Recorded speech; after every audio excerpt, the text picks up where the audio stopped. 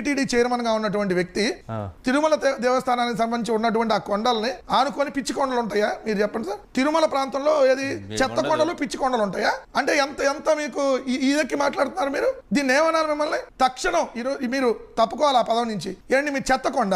తిరుమలలో ఉన్నటువంటి 7 కొండలను ఆనుకొని చెత్త కొండ ఉందా? ఏమన్నారు ఆయన? చెత్త కొండ మీరు అన్నట్టు చెత్త మాటలు ఆయన అంటాడు, అది చెత్త కొండ అని చెప్పి. ఎంత దారుణమైనటువంటి వ్యాఖ్యలు ఒకసారి వినిపిస్తాను సార్ మీకు. ఆపుతున్నాం, ఎందుకు ఆపుతున్నాం? అవి కూడా బాగా కమర్షియల్ అయిపోయినాయి. డిస్పోజ్ చేయరు, మళ్ళీ టీటీనే డిస్పోజ్ చేయాలా? వెనకాల 7 కొండలు కదా, ఇంకొక కొండ ఉంది, 8వ కొండ, చెత్త కొండ.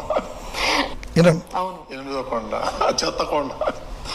తిరుమల 7 కొండలను అనుకొని ఒక చెత్త కొండ ఉందండి. ఏం సార్ మనిషి మాట్లాడితే మాటలేనా? ఒకడేమో జంతువులకో అంటాడు, ఇంకోడేమో అయోధ్యకి 1,00,000 లడ్డూలు తయారు చేసి పంపిస్తా అంటాడు, ఇంకోడేమో ఇష్టం వచ్చినట్టుగా ఈ 7 కొండల పక్కన ఇంకో చెత్త కొండ ఉందంటారా? మీలాంటి వాళ్ళు ఈ రోజు చైర్మన్ గా ఉన్నారు అక్కడ టీటీడీకి.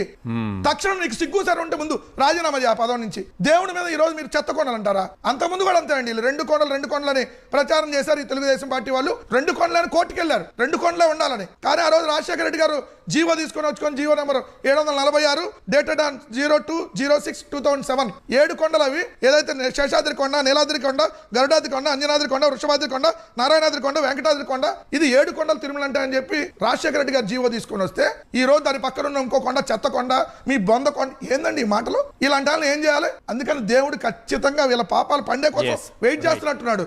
ఇంకా ఎన్ని మాట్లాడతారు వీళ్ళు ఈ వయసులో? ఒకళ్ళకి 75 ఏళ్ళు ఉంటాయి, ఇంకొకరికి 80 ఏళ్ళు ఉంటాయో.